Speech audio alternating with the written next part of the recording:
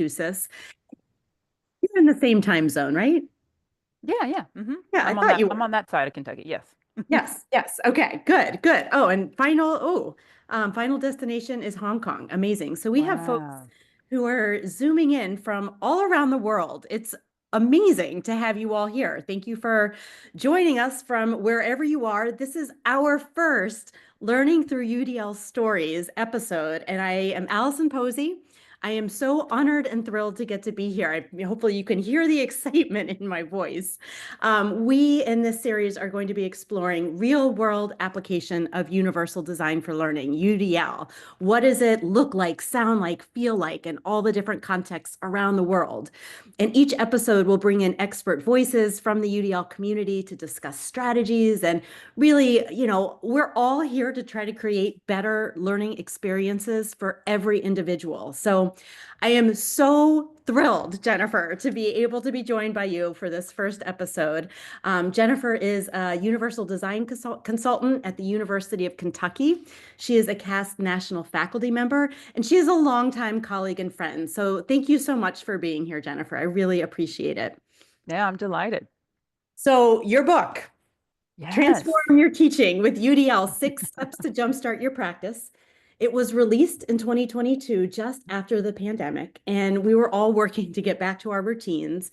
And I will just kind of give a little personal plug at the beginning. Your book is one of my favorites because it emphasizes the importance of two things that I think often gets missed with UDL, and that's the importance of time that it takes to change and the shift in the mindset that has to happen. And you actually break that down and you make it so manageable and doable. And you really get into this, what I like to, I love the brain science and this idea of there being a critical period for teacher mindset.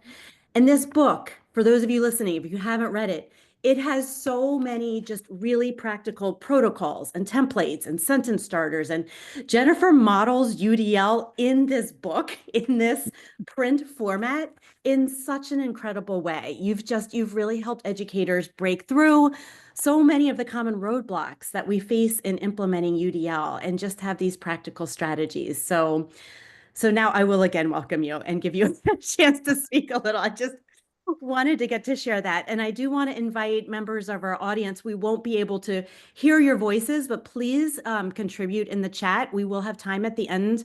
We'll save a little time for some Q&A. This is just a 30-minute quick conversation, but we will save time. So please, at any point, you don't have to wait till the end. Share your ideas, share your questions, and we'll want to make sure that that chat becomes just a robust conversation.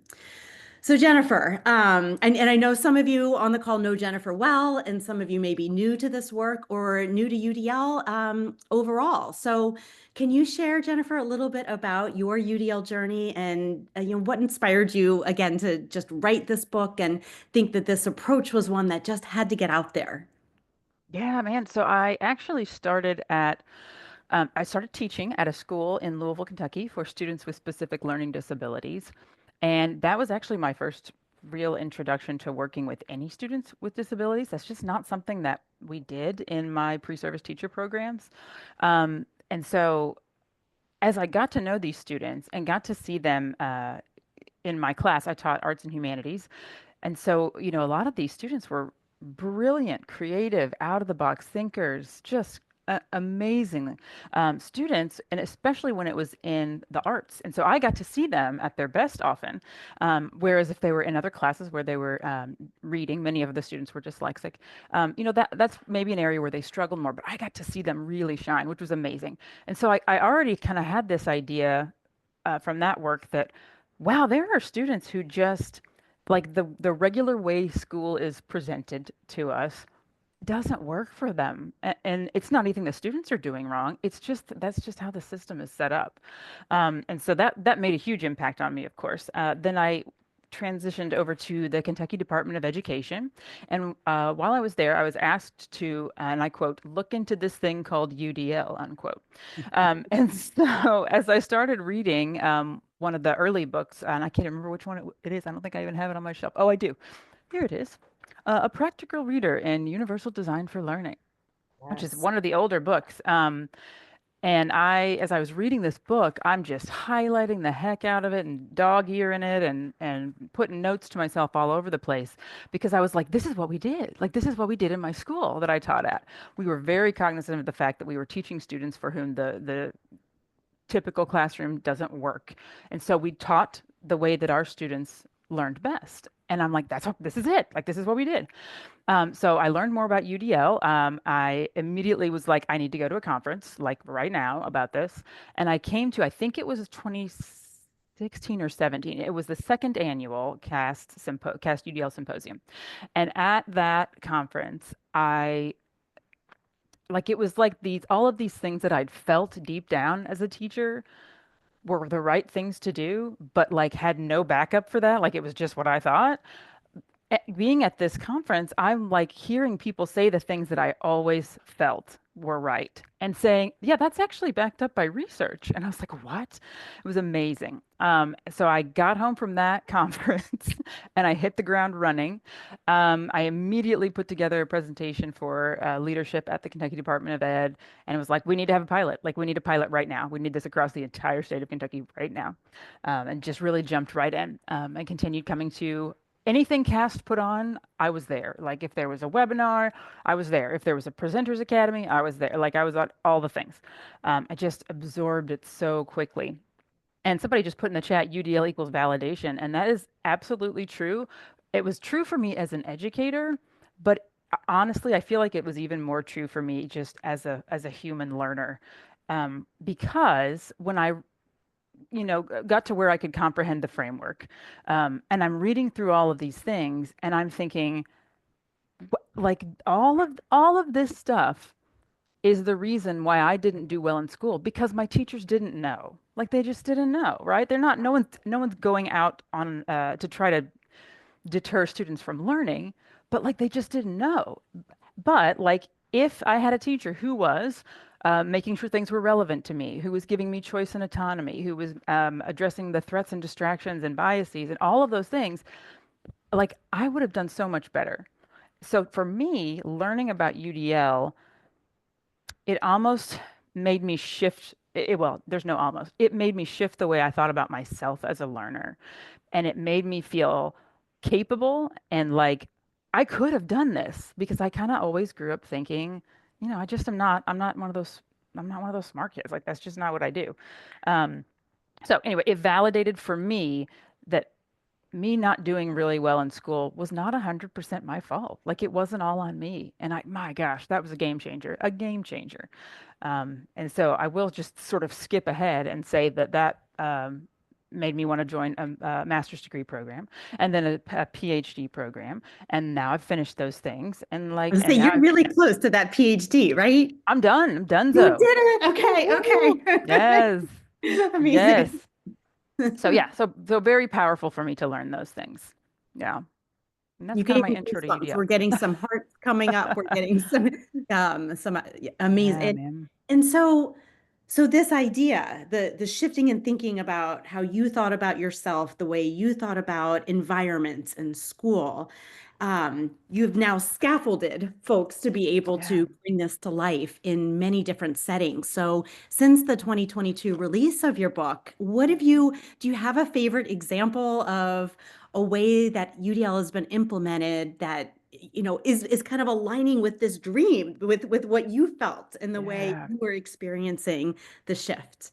Yeah, for sure. So I went and worked with a school in Ohio, and it is called Southwestern Career Academy. Shout out Southwestern Career Academy. I'm actually meeting with one of their directors later today, so I'm going to totally tell them I shouted them out. But this is a school that it's a career and technical school, but in a high school setting.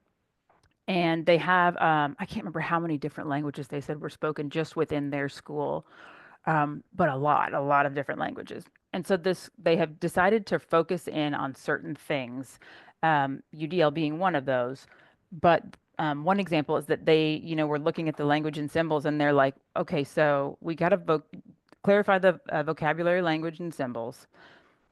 But like, we have, I'm just going to make a number up, 24 different languages or whatever. Like, how do we do that? And so they really started with Latin and Greek root words. and they spent like an entire year focusing on these root words because those carry over into many different languages. And I was like, oh my gosh, that's brilliant. And so they saw a lot of success from that and are continuing to move forward. And now they're looking for other ways that they can implement parts of UDL in the work that they're doing. So that's pretty cool. It's so cool. And what a challenge. Mm, What Jennifer, I think, has just shared in that moment, I'm going to just take a moment and kind of deconstruct it a little bit through please, yes. the lens, is there was a problem of practice. There was something this CTE site, Southwest Careers Academy, that they were trying to figure out and get their head around. So Yeah, we never just implement UDL to implement UDL. We implement UDL to try to address a problem that we're trying to solve. And UDL is the toolbox to be able to do that. So then you shared the way some of the concrete actionable steps that they took. And the steps we all take will be different. So it doesn't mean we all need to go do exactly what this school did, right. but we will then, depending on our problem of practice, use the UDL guidelines as a tool really to figure out where Yeah. we want to zoom in. And then I so appreciate that you noted, here's the data, here's the evidence of impact, here's how it was changing the experience, the learning Yeah. for the students. That is the UDL cycle. So I just wanted to kind of give a shout out to that. And you're getting another shout out for the PhD, Dr. Katrina. Thanks. It's amazing. It's amazing. Um, so this so these kind of examples, I think, are the ones that keep us fired up, that keep us wanting Mm. to continue to go. And so, are there other? So you have 6 steps, and you're focused on mindset that really help educators to create these learning experiences for educators. And how have you found it really to impact student motivation and engagement? That's so often one of those problems of practice that we're wrestling with as educators. It might be one individual student in a classroom, or it might be more broadly across, the high school or the middle school, the elementary school. Right. So do you have any thoughts or suggestions or evidence around UDL and motivation and engagement? Yeah, I mean, I don't have any official, like, published evidence, but I will say that in the pilot program that I did in the state of Kentucky while I was at the Department of Ed, it was with a middle school, and I worked with, I think it was six teachers. Um, over the course of a year, learning about UDL, implementing UDL, et cetera. And at the end, they all took a survey, the educators took a survey and talked about all kinds of stuff. But one of the things I asked them about was, which of these areas have you seen improvement in the most? And the one that they all said, they all agreed, engagement has gone up quite a bit. And I think, some of that is as we know, it's related to brain science. I mean, like that's how that works, right? Like if you're talking about a thing or you're trying to relate to me, make it relevant to me, or you're giving me options, or you're letting me work together with other students in a collaborative way, like those things are going to increase engagement. Like that's just how it works. So that's one example. And I will just say, like for myself personally, if you're doing any of those things, then I'm going to be more engaged, like I just am. And I'm thinking back even to my attendance at the first couple of UDL conferences I went to. Allison Posey tended to open up those conferences. Who And is she would that? always do this she would do this activity or some kind of an activity that would ask us all to really think about, like, why are we here? What are we wanting to get out of this? What are our goals? And at first I was like, oh my God, goals. That's the last thing I want to talk about. Goals, really? Is that what we're doing? I still say Then those all the time, and people still respond that way. I know. And so, right, Yes. same. And so, but as I did it, I was like, oh, I mean, no one has ever asked me that at a conference before. You just go to a conference because you go to a conference. But like, what do I really want to get out of this? Well, I really want to take this back to the state of Kentucky and like blow this up is what I want to do. And then that set my thinking for the rest of that conference on like, okay, now I'm looking out for the things I want to do and the things I want to learn and things I want to take back to the state of Kentucky. So thank you, Allison, for asking us to consider our goals, even though I didn't want to do it and thought it was dumb. It turns out it's not dumb. Um, And even my kids roll their eyes, but I'm like, no, yeah, it's good for you. that's right. That's It right. is. We don't And have to.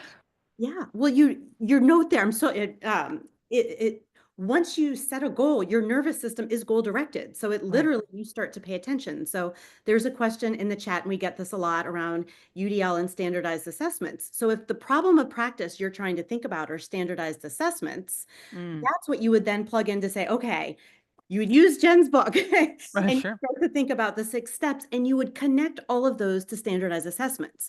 So that's not what Jennifer was doing when she was using the in the collaboration with Southwest Careers Academy. Not that they're not looking at assessments, of course they are, but that wasn't Mm, the problem and the data that they were working on with UDL. So if you want to start with standardized assessments, go for it.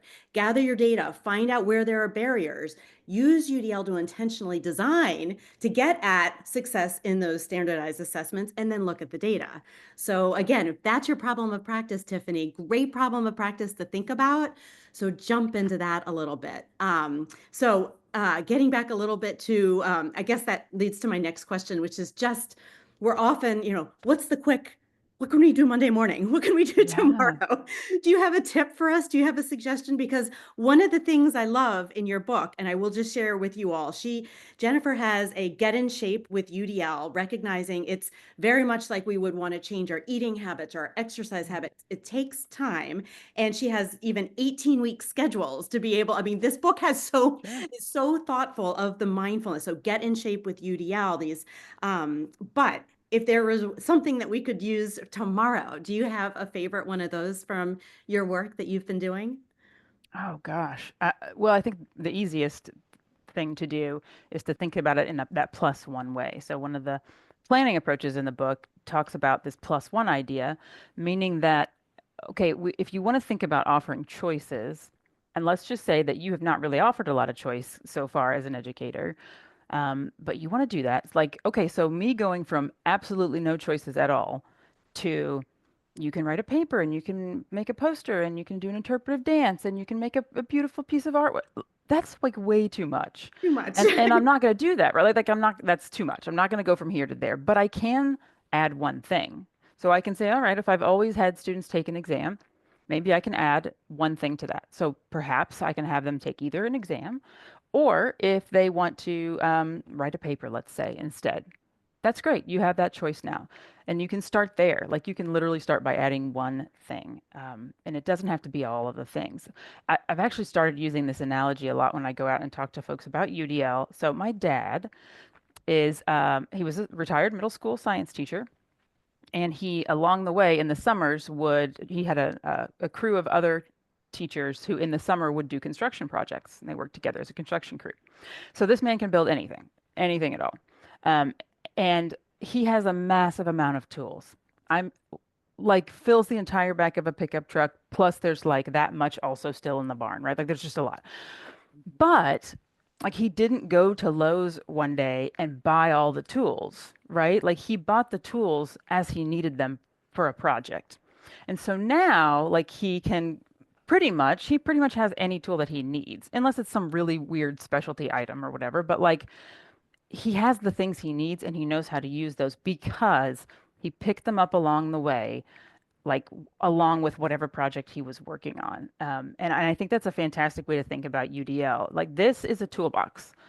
This is a toolbox. Does that mean we do all of these things all the time? No. Like why would he bring plumbing equipment to a drywall job, right? Like that doesn't make any sense. So you can pick a thing first and start with that thing. Pick the thing that's absolutely wearing you out or upsetting you or making you feel like you're not doing a great job as a teacher. Pick that thing. Start with that and find some way using the framework to hone in on that.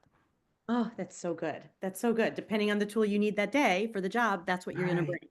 You're Right. not going to bring all the tools. You might bring a couple backup in Yep. case the wrench doesn't work or something. It's so good. It's so good. And that makes it not so overwhelming, just Agreed. noting that it can be overwhelming. I have never heard that tool analogy and I love it. I often will use Mm. the closet one where all of the different considerations and the guidelines are like different articles of clothing and Mm. they're No. sorted the way they're sorted. You would never wear all of your clothes when you're Right. going out. You always let the go. But I love this and how it grows and builds over time. And when a new tool comes out, you're going to use the latest tool. You're going to Right. update some of that, and you're never done. This is why teaching is hard and emotional work is that it's never done. And there's another question in here that I just want to note because I think it's a really good one, and we hear it a lot. I'm sure you've heard it a lot. Is how do we know that UDL isn't giving up on the rigor? Mm. That's a great question. And honestly, I mean, I work at a university, like I get that question a lot. And my first response to that is, well, what do you mean by rigor?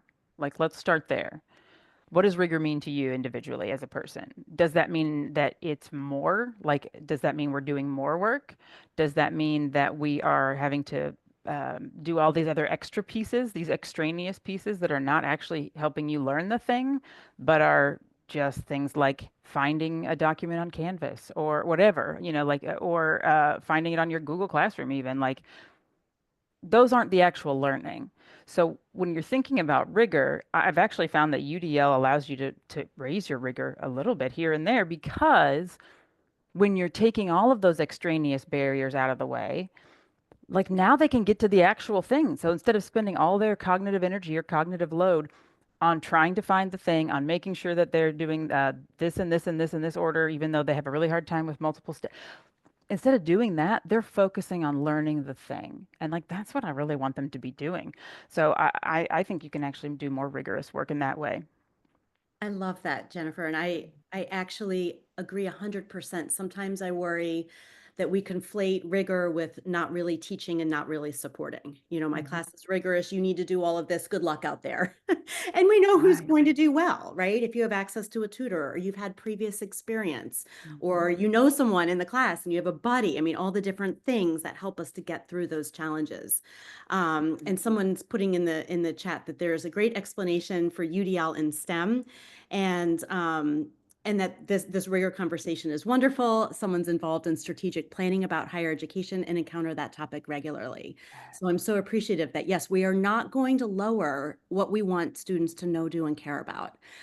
Those are the goals, right? And then we are providing the flexible ways to get there. And I Um, just had a random thought that good. I love those. hopefully will not take us off track. But I was just thinking about the fact that educational trauma is real. And I saw a lot of that as a teacher of students with learning disabilities that came to us from a lot. They've already been at several schools before they came to my school. Um, and I'm wondering how much educational trauma is related to rigor and like this constant need for rigor. I'm not saying that rigorous work makes a traumatic situation, but I think some of that overlaps. Okay, random thought, done. No, but something you said at the beginning gave me goosebumps because it connected with me where you felt like you weren't one of, I'm not going to say it exactly but you felt like you weren't one of the smart ones in Right. school. And that breaks my heart because I don't know one human that doesn't have smartness. I don't. Sure. But sometimes it's not what we value in school, which tends to be reading and writing. Let's Mm, admit it. It tends to be very limited in terms of what it is. And when we open that up and recognize all the different ways of knowing and doing, it really can shift that feeling of being in a space and then your motivation to want to keep going. So I think right. your random comment was actually so beautifully connected to what you were sharing at the beginning. Yeah. Many of you are adding your examples. I think that the toolkit is really resonating with people. They're adding their analogies that are really Mm. helpful for them. And there's another question about assessments. So prepping for assessments. So let's dig into that one just a little bit here. We have a few minutes. So UDL Yeah. assessments, how do we tackle that? Whether you're international baccalaureate, whether you're at a Mhm. university or you're working for state exams or your own classroom exam. We're thinking about assessments broadly here. Um, Yeah. Well, a question I get a lot whenever I go out and work with, especially K-12 schools, is how can I give them choices all the time when they have to take assignment an assessment that is all the same for everybody? And the response I've started giving is that I would much rather my students have a year of really accessible, approachable teaching before they get to an inaccessible test than not have that before they get to an inaccessible test. Like, you're right. No, we can't give them a choice on a state assessment. We just can't. But we can make sure that everything up to that point is really solid and is really using our brains in the way that they're designed to learn. And then thinking about just general assessment, not necessarily state assessment or anything of that nature. I often talk to faculty about things like, okay, so what's the goal of this assignment? Obviously, we start with a goal. What are you wanting students to leave this being able to know, understand, or do? And so we start there. And then we talk about how have you usually done this in the past?